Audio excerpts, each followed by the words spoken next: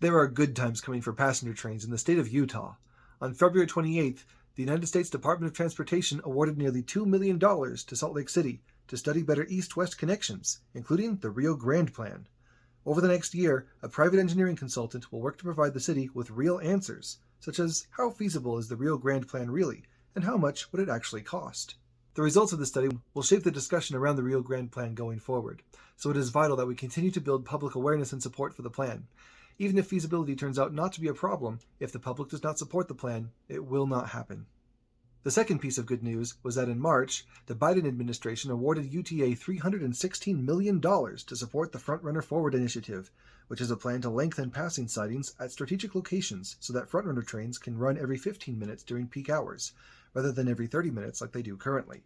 This most recent award, combined with the nearly $500 million set aside for the same purpose by the Utah State Legislature over the last few sessions, and it looks like the FrontRunner is going to get a significant upgrade before the year 2030.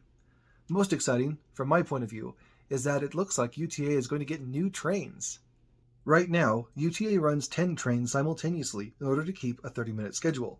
To double the frequency, UTA will need to double the trains it operates, which means 10 new train sets, which is actually a lot. What UTA is most likely going to do is buy 10 commuter locomotives, either new or used, and around 50 new bi-level commuter cars, so that UTA can add a fourth car to their existing 3-car consists and also have 10 new 4-car trains. How much will this all cost? The Siemens Charger is by far the most popular passenger locomotive in America right now, due to its quick acceleration and low emissions. Each Charger costs between $6 and $7 million, depending on the configuration, so UTA's order would cost at least $65 million, or more if they ordered an 11th as a spare. Bi-level cars cost on average about $4 million each, again depending on the configuration, meaning that UTA's order of cars would be around $200 million, making the entire order of new equipment at least $265 million, and again, more if UTA is wise and includes some spares. Now, $250 million is a significant portion of the FrontRunner Forward budget, so it's worth asking if the traditional commuter rail consist of a locomotive and bi-level cars is even the right type of train for FrontRunner. After all, FrontRunner is not a traditional American commuter rail line. It runs on its own track, it runs frequently throughout the day and late into the night, and Saturday, funnily enough, is one of its busier days. When FrontRunner was originally designed, it was meant to be expanded by increasing train lengths, not train frequency. Platforms were designed to accommodate trains up to 10 cars long, and stations were spaced about 6 miles apart so that these long, heavy trains had enough time to get up to speed between stations and still run efficiently. The tracks were designed and constructed to be run at up to 90 miles per hour, but the heavy diesel locomotives and cars so far haven't been able to reach that speed economically. And with UTA's current expansion strategy of lengthening sidings so that switches are between stations instead of at them, and with new infill stations being added at Vineyard, Draper, North Temple, Ogden Business Park, and potentially even Centerville, with all these changes, FrontRunner is morphing into something very different than what it was originally designed to be. Trains will operate more frequently than originally planned. They will stop more often than originally planned. They will operate later into the night than originally planned, and operate longer hours on weekends than originally planned, which is why I think that the original style of equipment is not the right way for a UTA to expand. So here's a bright idea, and hear me out. The UTA should not buy bi-level cars and locomotives. UTA should instead buy diesel-electric multiple units from Stadler, the Stadler FLIRT. Now, I realize that RM Transit recently made the same suggestion, but I also have to point out that my post on Skyscraper Page predates his suggestion by a few days. So, what is a Stadler FLIRT DEMU? First, Stadler is a Swiss-based train manufacturer who, in 2019, opened their first factory in North America right here in Salt Lake City. If you drive out west toward Tooele, you may see them building shiny new trains for California, Texas, and Georgia, but so far nothing for their hometown of Utah. The FLIRT is one of the models of train that they build. FLIRT is an acronym that stands for Flinke, Leichte, Intercity und Regional Treibzug, or Fast, Light, Intercity, and Regional Train. How fast? Over 100 miles per hour fast. Some operators run their FLIRTs up to 125 miles per hour. How light? The 4-car variant, most popular in the United States, weighs about 180 tons and carries about 240 passengers. A 3-car FrontRunner train, by comparison, weighs about twice as much, or 350 tons, which is some serious dead weight to lug around. That makes the locomotive-hauled trains harder on the track, which costs money to maintain. It also makes the locomotive-hauled trains slower and means they have to burn more diesel fuel just to get up to speed, causing more pollution. By cutting the amount of dead weight in half, the FLIRTs reduce track wear, accelerate faster to higher top speeds, and save fuel doing it. But what is a DEMU? This stands for Diesel Electric Multiple Unit. Working backwards, the multiple unit part means that the train doesn't come apart into coaches and a locomotive, since the entire thing is one self-propelled unit. However, you can couple multiple units together to handle larger passenger demand. The word electric means that these trains are powered by electricity, with traction motors under the passenger sections, just like an electric tracks train.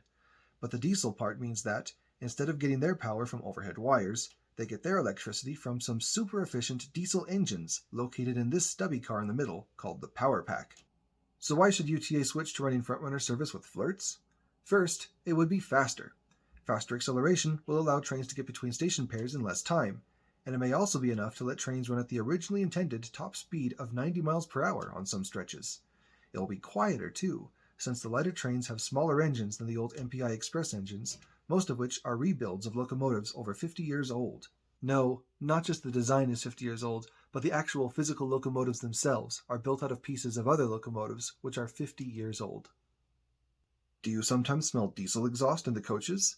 You won't in the FLIRTs, since they are compliant with the latest Tier 4 emission standards. And, most importantly, because they are so light, fast, and efficient, UTA could operate them far more frequently on pretty much the same fuel budget as the heavier trains.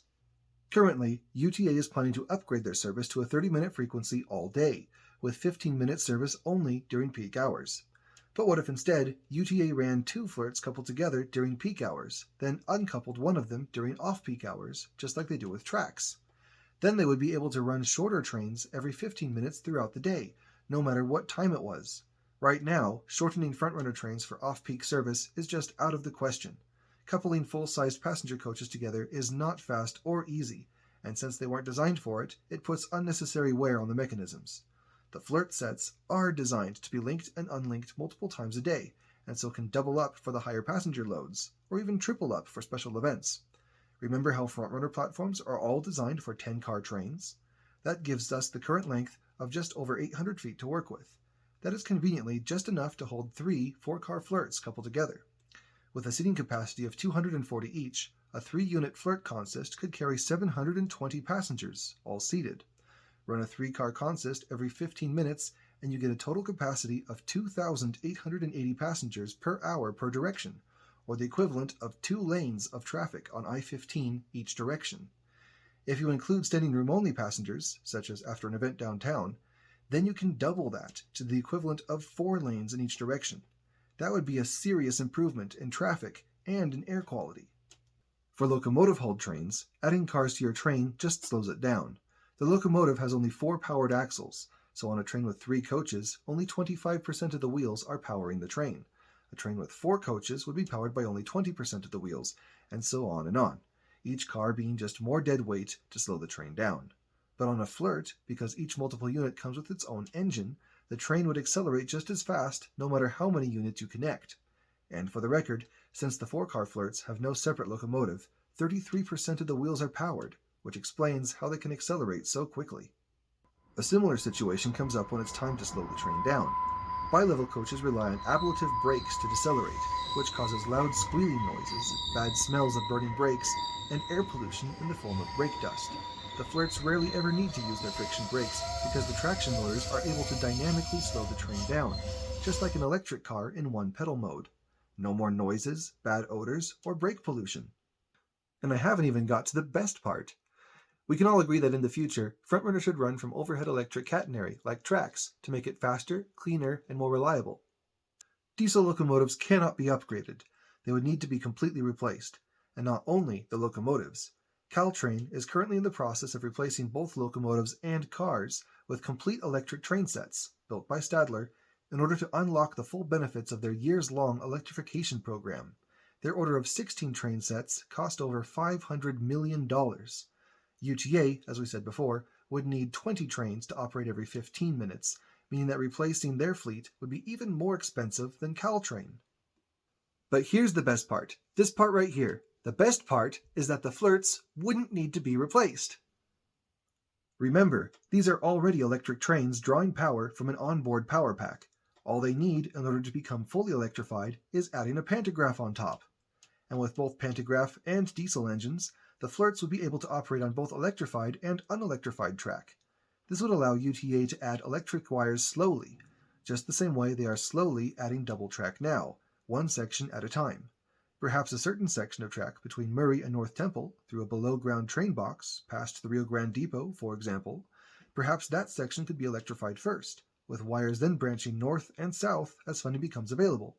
Some sections of track, such as extensions to Payson, Brigham City, or even Logan, may never be economical to fully electrify, but that wouldn't bother the FLIRTs. Just drop the pantograph and continue either under diesel power, or in the future, perhaps even battery power. Thanks to the modularity of the Stadler design, each expansion can come in its own time, rather than in one big project. No rural areas would hold back the urban core, and the urban core would not require the far-reaching branches to have expensive electric catenary. So, how realistic is all this really? A critic would likely complain that the FLIRTs cost more up front than a traditional locomotive-hauled train. A brand new 4-car commuter train, like what I described at the beginning, would cost about $45,000 per seat, whereas the FLIRTs cost around $58,000 per seat. But remember, these are not actually equivalent, since a 4-car commuter train will not be able to run as fast or as frequently as the FLIRTs, will pollute more and cost more to run, and will essentially be technological dead ends with no path to future upgrades. And of course, the FLIRTs are built right here in Salt Lake City, keeping that money in our local economy rather than sending it away to California and Canada. Basically, it is the classic case of pay now to save later. By investing up front with future-compatible train sets, UTA would send a clear message to the public and to decision makers about the future it is pursuing. By providing a path for potential incremental upgrades, those upgrades are more likely to get funded, and the public is more likely to stay engaged with UTA's goals and mission. And it wouldn't be the first time that UTA made an extra investment in its future either. Our rail system is leaps and bounds above what any other city our size is able to offer, and it is paying huge dividends now that our city is growing faster than ever before.